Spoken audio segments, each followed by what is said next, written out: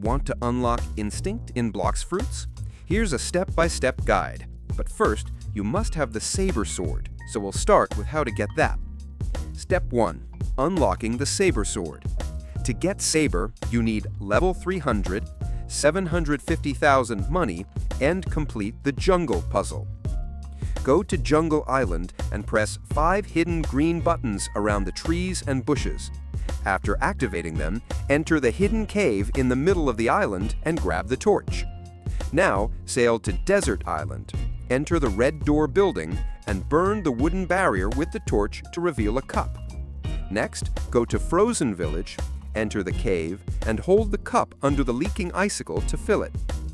Then go up the hill and talk to the sick Wham, who asks you to find his son.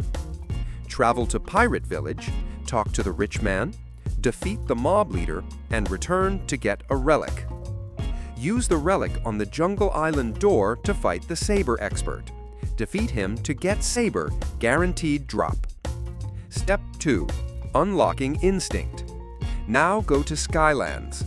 If you can't fly, use the stairs from the main Sky Island and look for a small teleport cave near the lower Skylands. It will teleport you to upper Skylands.